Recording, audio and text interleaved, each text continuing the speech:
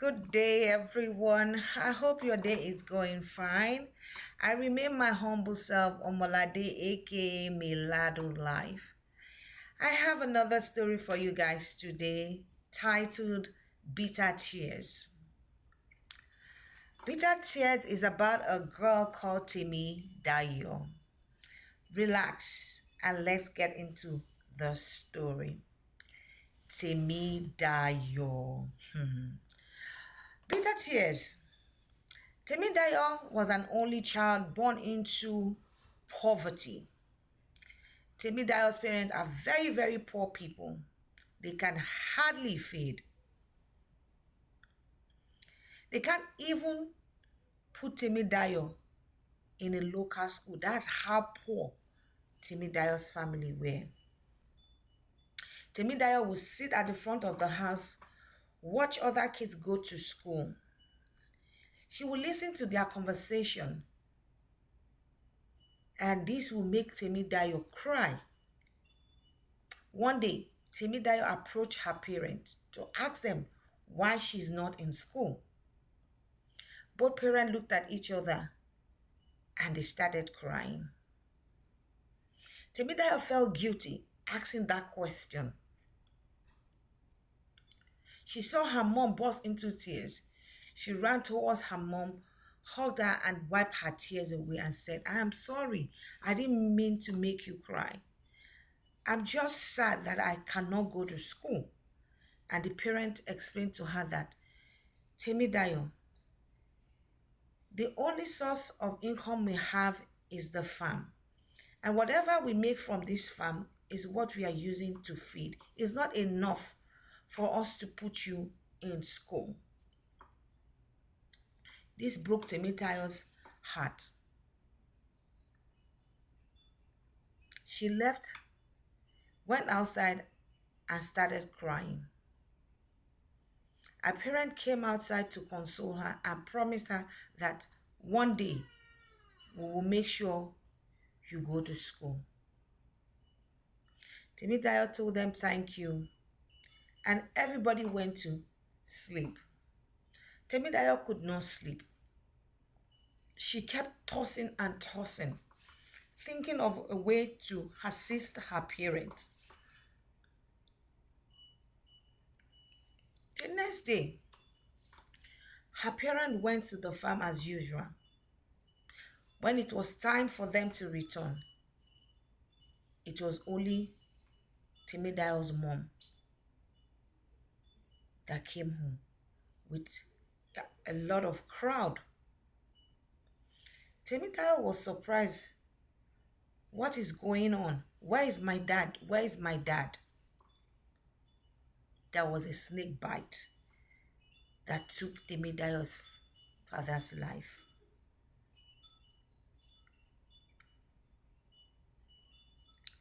Temidayo cried and cried and cried all day. Her mom could not even help her. Days after Temidayo's father's burial, the family came together to demand for the land. This land was given to Temidayo's father. That is the only source of income for them. Now the family members want to take the farm away from them. Temidayo's mom refused to give them the land. And one of the family members threatened to kill Temidayo's mom if she doesn't release that farm to them. She tried to beg them, she tried to pacify them, she did everything, but they were not listening. Months after, Temidayo found her mom dead. She found her lifeless body in the room. Temidayo went to fetch water, came back to find her mom dead. She screamed for help. By the time people came, her mom was already dead. They buried Temidayo's mom. This same family member who came to demand for the farm, asked Temidayo to move out of the house. Temidayo asked them, why do you people want me to go? You people want the land, you want the house. What becomes of me? They told her they didn't care.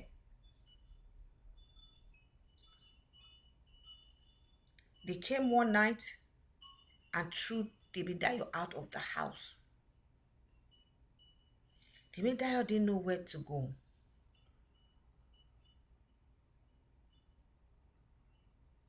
Fortunately for Temidayo, a lady saw her crying and asked her, young lady, what's the problem?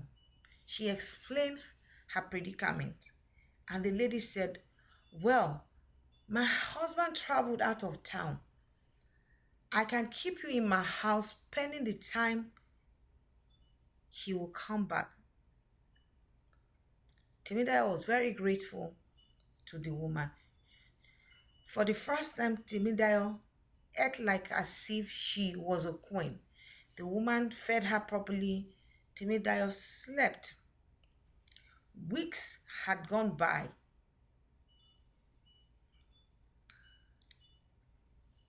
The woman helped Temidayo to find a job as a cleaner. One day, the woman's husband came back and told the wife she cannot stay in our house. She has to move out. Thank God, Temidayo was a clever girl. All the money she had made from the cleaning job, she kept it. She was able to rent a place. It was a shop, not a house, made of container. That's where Temidayo started living. Temidayo made up her mind that she was going to go to school. She kept on working, and working. She gathered some money and enrolled herself into school. Temidayo is very, very brilliant. She focused on her studies. She will go to school in the morning. When she gets back, she will go to her jobs. She will go clean for people. She will clean their houses. She will wash their clothes and all that.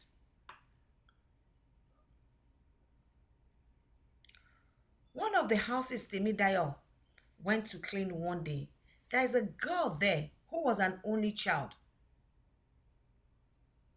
Every time Temidayo goes to this house, she never met this girl. But that fateful day, they met each other, and the girl fell in love with Temidayo and asked her parents if Temidayo can come stay with them after Temidayo told her about her situation. Her parents agreed that Temidayo can stay and they will help Temidayo to pay her school fees. You will think that Temidayo's life has changed for the best.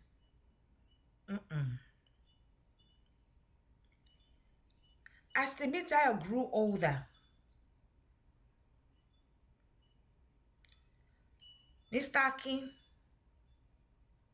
decided that Temidayo is ripe. One night, he sneaked into Temidayo's room and forced himself on Temidayo. Temidayo cried and told him, I see you like a father. Why would you do something like that to me? She told the man, I'm going to tell your daughter and your wife. The man threatened her that if you say anything to them, I will kick you out and I will make sure I kill you.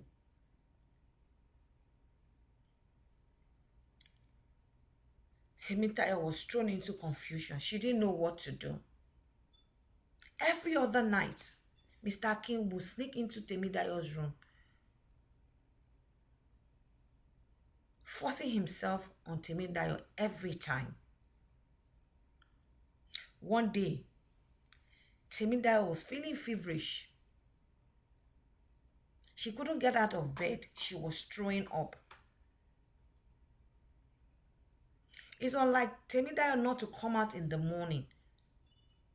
So Mrs. Akin was worried. She went into Temidayo's room and saw the mess there and asked, Temidayo, are you okay? She said, no, I am not. I don't know what is wrong with me. She helped Temidayo to clean up and put her in car, and they went to the hospital.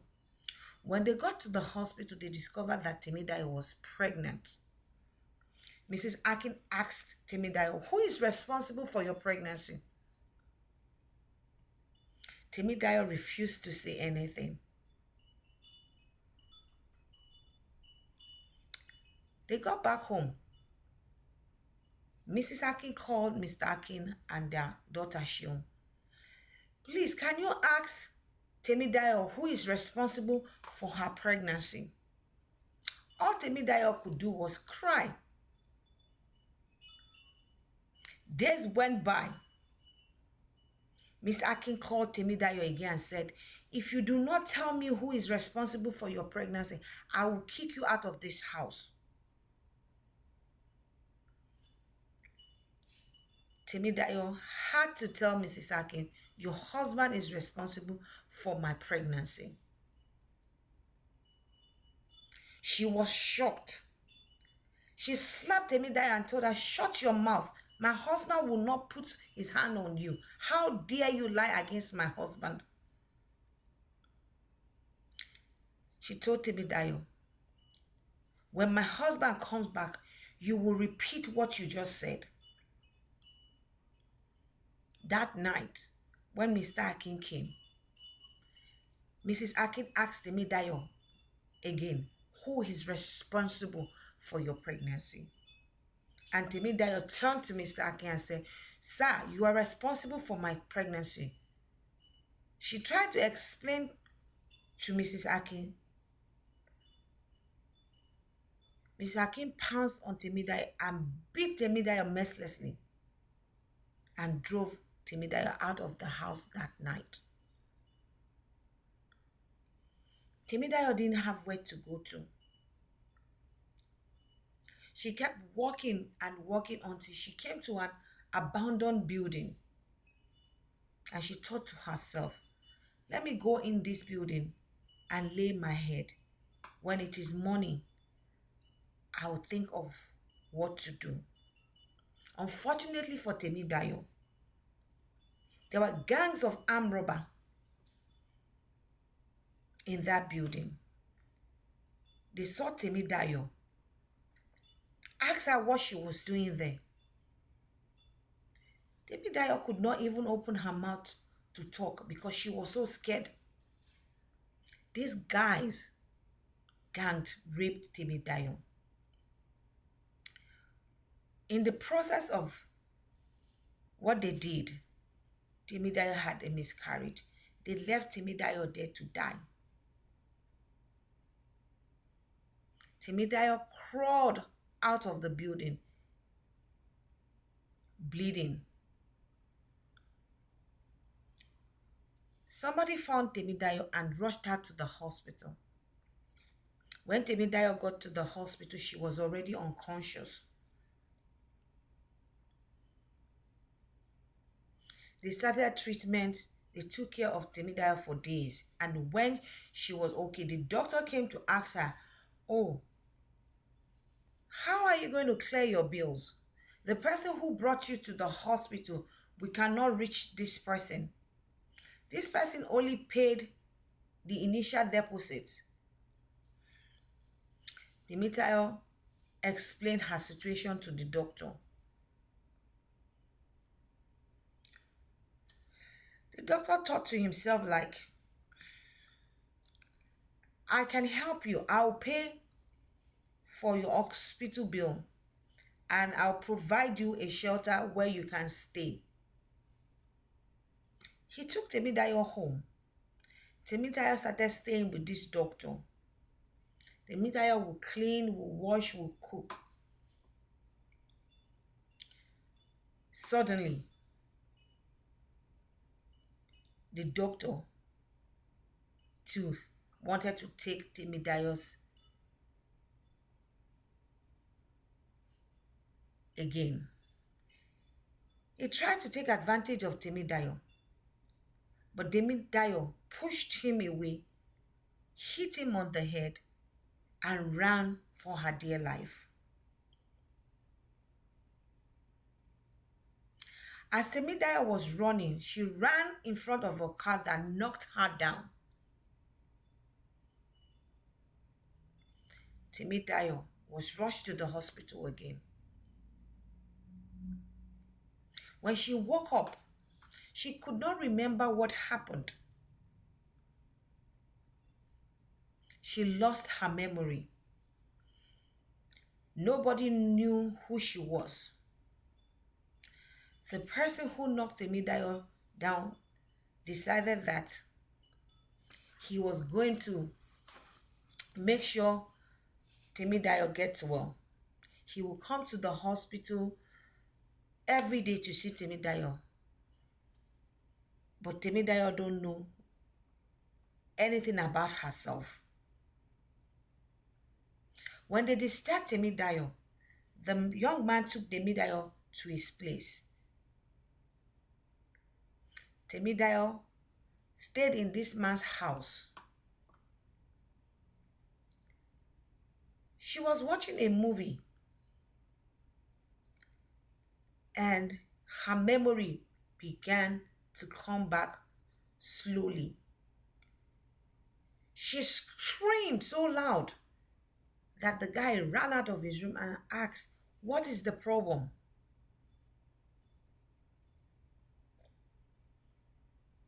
That was when Temidayo told the guy the story of her life.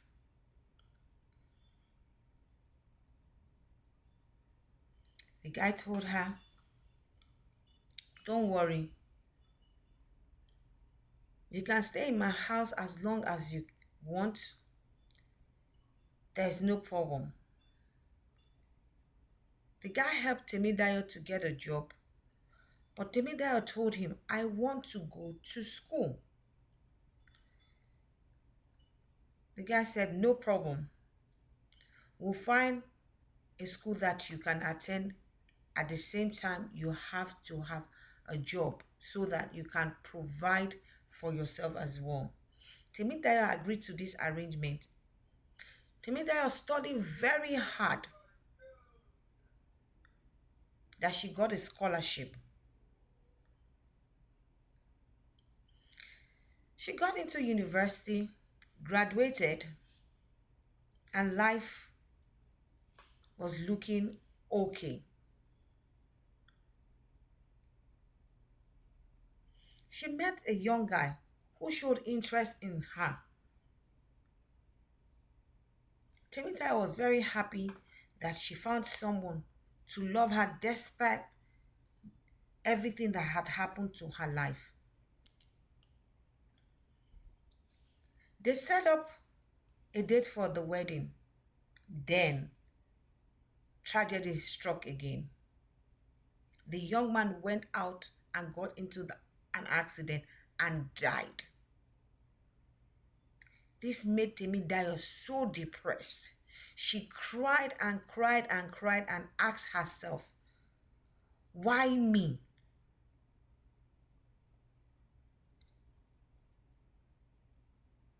She told herself, "I don't see any reason to keep living. If every time I attain a height, then the next thing I fall. Let me end it all." Temidayo took her life.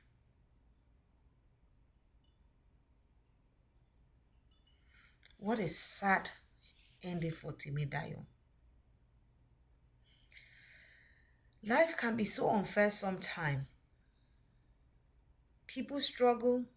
At the end of the day, they have nothing to show for it. May God bless our struggles and wipe away our tears. I love you guys. See you next week. Bye.